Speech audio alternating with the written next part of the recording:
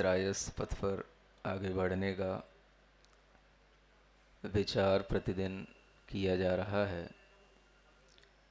हो सकता है आप लोगों ने यह शब्द भी नया सुना हो, मोक्ष पथ, मोक्ष मार्ग, ये तो सुना है, लेकिन श्रायस पथ ये अपने आप में कुछ नया सा आपको लगता होगा।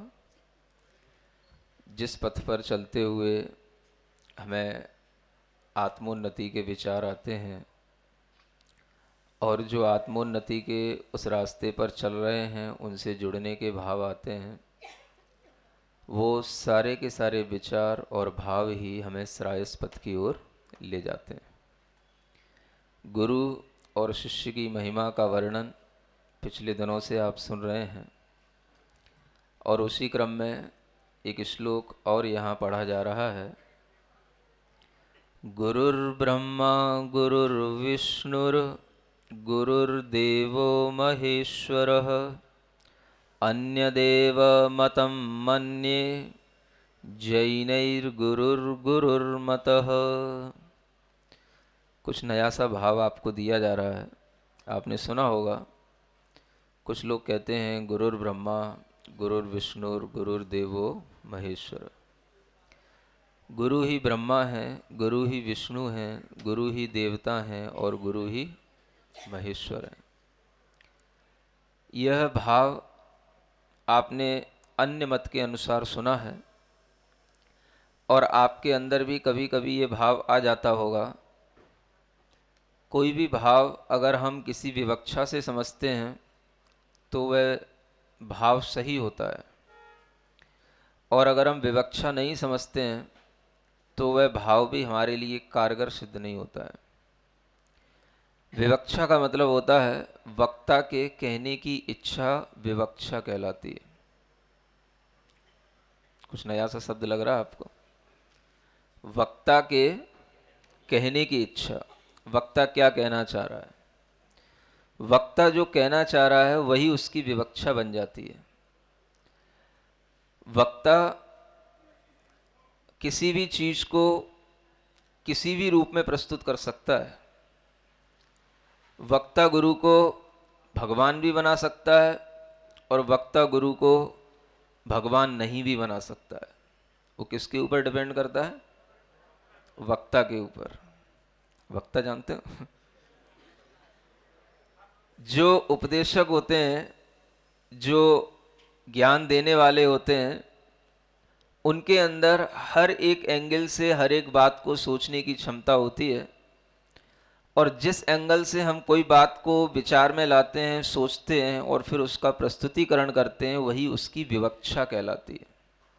ये शास्त्रीय शब्द है, थोड़ा सबको जानने में आना चाहिए। विवक्षा का मतलब क्या हो गया? हमारे बोलने का जो एटीट्यूड है, जो एंगल है, हम किस दृष्टि से सोच रहे हैं, वो हमारी विवक्षा कहलाती है। तो ये विवक्षा डिपेंड करती है उस वक्ता के ऊपर कि वो किस भाव से उस वचन को कह रहा है, किस भाव से किस चीज की प्रस्तुति कर रहा है, यही उसकी विवक्षा बन जाती है। गुरु सर्वोपरि है।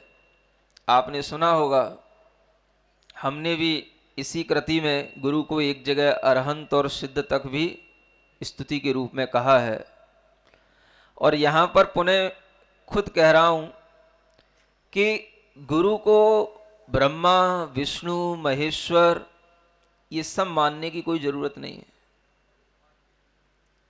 क्या समझ में आ रहा है?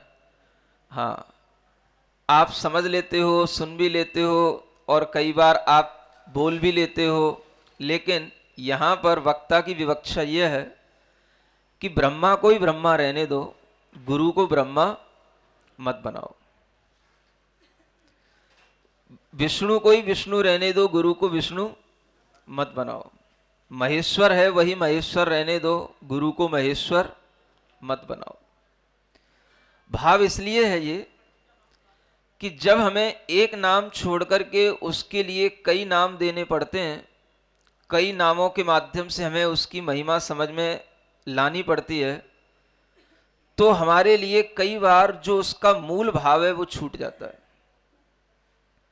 स्तुति करते हुए भी, भक्ति करते हुए भी ये ध्यान रहे कि हमें जिस व्यक्ति का जो हमारे लिए आदर है उसका आदर उसी रूप में बना रहे, और वह आदर अगर उसके लिए उस पद को छोड़ करके किसी और पद के रूप में हो जाता है तो फिर सब गड़बड़ घोटाला हो जाता है, और वह आदर का भाव जो अलग अलग रूप में सबके प्रति होना चाहिए वो नहीं हो पाता है। आपने ये भी सुना होगा, गुरु गोविंद दो खड़े काके लागू पाए, बलिहारी गुरु आपने गोविंद दियो बताए। अगर दोनों हमारे समक्ष हों तो हम किसके पैर पहले पड़ें, किसके पैर हमें पड़ना चाहिए, ये हमारे लिए निर्णय कौन देगा? बलिहारी गुरु आपने गोविंद दियो बताए। पैर तो वो दोनों के पड़ लेगा, लेकिन वह महिमा पहले जो गाएगा वो किसकी गाएगा? गुरु की गाएगा। और गुरु की महिमा इसलिए गाएगा क्योंकि गुरु ने उसे गोविंद तक पहुंचाने का एक रास्ता बताया है, मार्ग बताया है। पहुंचेगा वो वहीं। गुरु ये कभी नहीं कहेगा कि तू मेरे ही पास पड़ा रहे। समझ आ रहा है? गुरु कभी उसे अपने चरणों का दास बना करके नहीं रखेगा।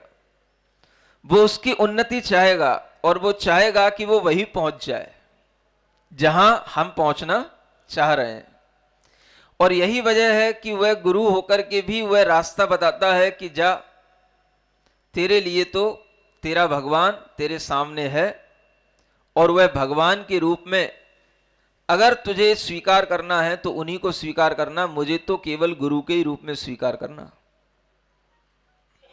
क्या समझ आ रहा है? गुरु ने गोविंद का रास्ता बताया। गोविंद माने भगवान कहो, अरहंत कहो, सिद्ध कहो, कुछ भी कहो। गुरु ने हमें भगवान के पास पहुंचने का रास्ता बताया, तो गुरु ने यह भी जान लिया है कि मैं भगवान नहीं हूं। क्या समझ आ रहा है? तभी तो गुरु ने रास्ता बताया, और जो रास्ता बता रहा है वो गुरु है। और जहां पहुंचने के बाद में फिर रास्ता नहीं बताना पड़ता है, जहां पहुंचने के बाद में सब रास्ते बंद हो जाते हैं, सब रास्ते अपने आप वहीं पर विराम को प्राप्त हो जाते हैं, उसी का नाम भगवान होता है। तो भगवान को और गुरु को जब हम सामने खड़ा देखते हैं तो अपने मन में दोनों बातें आ जाती हैं, और उस विचार में कभी कभी भक्त लोग जब ये भेद नहीं कर पाते हैं तो कहने लगते हैं गुरु ही ब्रह्मा है, गुरु ही विष्णु है, गुरु ही महेश्वर है। जब गुरु ही ब्रह्मा हो गया तो फिर गुरु उस ब्रह्मा तक पहुंचाने का मार्ग कैसे बता पाएगा? समझ आ रहा? इसी को कहते हैं वक्ता की इच्छा विवक्षा। हम किस एंगल से सोच रहे हैं, आपने किस एंगल से उस चीज को कहा है, और हम क्या आपके लिए कहलवाना चाह रहे हैं, ये आपके ऊपर डिपेंड नहीं करेगा, ये वक्ता के ऊपर डिपेंड करेगा। और यही उसकी विवक्षा कहलाती है।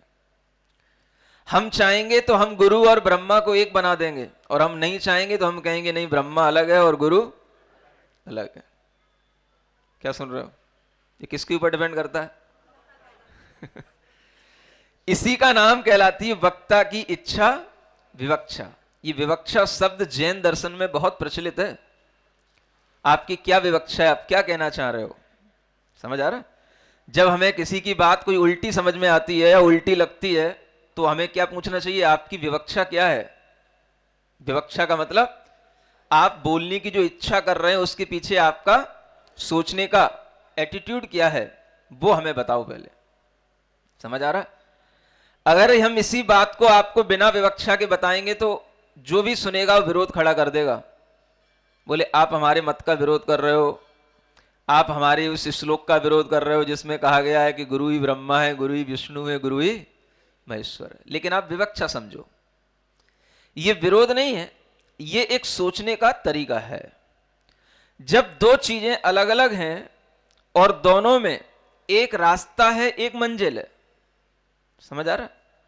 तो हम कभी कभी रास्ते पे चलते हुए महसूस तो कर सकते हैं कि हाँ हम मंजिल के निकट पहुंच गए, इसलिए हम रास्ते को ही समझ लें कि हाँ चलो हम मंजिल पे आ गए हैं, ऐसा कह सकते हैं हम, और कहा भी जाता है। लेकिन ये सर्वथा एकांत रूप से ये बात जमती नहीं है, क्योंकि मंजिल मंजिल होती है और रास्ता रास्ता होता है। आप बस में जा रहे हो, ट्रेन में जा रहे हो, आपको जहां मंजिल पर पहुंचना है उस मंजिल पर पहुंचने से पहले ही आपसे कोई पूछता है कि भाई कहां, तो आप क्या बोलते हो? अहिंसा विहार। अभी अहिंसा विहार तो आया ही नहीं, अभी तो आप सेक्टर 8 से चलना शुरू किए थे, अभी तो वो 3 किलोमीटर था और बीच में अहिंसा विहार अभी कहां आ गया? तो माने हम अगर रास्ते में भी हैं तो भी यही कहने में आ जाता है कि हाँ हम वहां पहुंच ही गए, माने पहुंचने ही वाले हैं और पहुंच ही जाएंगे। जिसने गुरु को पकड़ लिया समझ लेना कि वह मंजिल तक पहुंच ही जाएगा, भगवान को प्राप्त कर ही लेगा। लेकिन फिर वही बात, हमारी भक्ति का अतिरेक हो जाता है कभी कभी, तो हम फिर गुरु को ही भगवान बना देते हैं। समझ आ रहा है? और जब गुरु और भगवान के बीच की भेद रेखा अगर मिट जाएगी तो नुकसान किसका होगा? भक्त का होगा, क्योंकि वह गुरु को ही भगवान मान लेगा। भगवान किस सेंस में? जैसा भगवान का स्वरूप है वैसा भगवान नहीं। अगर उसने वैसा भगवान मान लिया तब तो उसके भेद रेखा मिट जाएगी, उसे लगेगा कि हमारी मंजिल आ गई, अब उसे कुछ करना नहीं है। लेकिन वस्तुतः देखा जाए तो अभी उसे सब कुछ करने की शुरुआत अब यहीं से करनी होती है। उससे पहले जो कुछ उसने किया है वो कुछ करना ना करना सब बराबर है। सही करने की शुरुआत कहां से होगी? जब वो गुरु के चरणों में आ जाएगा और वहां से चलना शुरू करेगा। और अगर उसने ये सोच लिया कि नहीं गुरु और भगवान एक ही है तो गड़बड़ हो जाएगा। ऐसा नहीं समझना। जैन दर्शन में भी हमने आपको एक बार बताया था, आचार्य कुंदकुंद देव भी गुरु को भगवान कहते हैं। समझ आ रहा? लेकिन वह भी एक विवक्षा है। भगवान का मतलब वो भगवान नहीं कह रहे हैं, अरहंत और सिद्ध नहीं कह रहे हैं। भगवान माने वह सबसे अलग हैं, पंच परमेष्ठी के रूप में हैं, उनका व्यक्तित्व सामान्य लोगों से अलग है और वह ज्ञानवान हैं, इसलिए वह भगवान है। तो यह कहलाती विवक्षा। और उसी विवक्षा को जब हम कहेंगे कि नहीं गुरु में और भगवान में अंतर है, गुरु को भगवान एकांत रूप से नहीं मान लेना, क्योंकि अगर आपने गुरु को ही भगवान एकांत रूप से मान लिया तो आपकी आगे की यात्रा वहीं पर स्टॉप हो जाएगी, फिर आप आगे नहीं बढ़ पाओगे। इसलिए यहां पर यह बात कही गई है कि जैनैर गुरुर गुरुर मत, जैनियों ने जो जिनेंद्र भगवान से अपना संबंध रखते हैं उन्होंने गुरु को गुरु ही माना है। गुरु को ना ब्रह्मा माना, ना विष्णु माना, ना महेश्वर माना, ना देव माना, उन्होंने गुरु को गुरु ही माना है। हम अपनी मान्यता में कोई दूसरी चीज क्यों लाएं? क्या गुरु को गुरु कहने से उस गुरु की महिमा नहीं बढ़ती है? गुरु के लिए गुरु शब्द ही क्या पर्याप्त नहीं है? गुरु की अगर हमने महिमा समझी है तो उसको गुरु ही अगर हम समझ लेंगे तो ही हमको समझ में आएगा कि गुरु की महिमा क्या है। तो गुरु को गुरु ही रहने दो। समझ आ रहा है? एकांत रूप से कभी भी भगवान बनाने का भाव नहीं करना। किसी विवक्षा से भगवान कह देना अलग बात है, किसी एटीट्यूड से उसे ब्रह्मा विष्णु कह देना अलग बात है, लेकिन एकांत रूप से ऐसा नहीं मान लेना कि गुरु ही ब्रह्मा हो गया, गुरु ही विष्णु हो गया, गुरु ही अरहंत हो गया या गुरु ही सिद्ध हो गया। समझ आ रहा है? ये किसी के मत के लिए नहीं कहा जा रहा है, ये एक व्यापक भाव से कहा जा रहा है कि अन्य मत वाले भी इस तरीके की गलती कर लेते हैं और आप भी इस तरीके की गलती कर लेते हैं, तो ये गलती ना हो इसके लिए यहां पर एक विवक्षा चेंज की है। और ये आपको बिल्कुल नया भाव लगेगा कि हर कोई गुरु को ब्रह्मा कहता है, लेकिन आपसे कहा जा रहा है आप केवल गुरु को गुरु ही माने। कोई बड़ी उपाधि दे देने से कोई बड़ा नहीं हो जाता है। और जिसका जो पद है, हम अगर उस पद की गरिमा समझेंगे तो वह उस पद पर रहेगा, तो वह उस पद का महत्व समझेगा, और आप भी उसी पद के अनुरूप उससे जुड़ेंगे तो आपको भी उसकी सही सही महिमा समझ में आएगी। भक्ति के अतिरेक में आप महिमा कभी भी गलत रूप में नहीं समझ पाएंगे। पंच परमेष्ठी कहे गए हैं, अरिहंत, सिद्ध, आचार्य, उपाध्याय और साधु। ये कथन की शैली होती है, इसी को विवक्षा कहा जाता है। और ये विवक्षा हर किसी को समझने की कोशिश करनी चाहिए। जो भी जैन बना हुआ है, अनेकांत दर्शन के साथ में जो जी रहा है, उसी विवक्षाएं जरूर समझनी चाहिए। वही आचार्य कहेंगे ये पांचों ही परमेष्ठी हैं, ये पांचों ही गुरु हैं,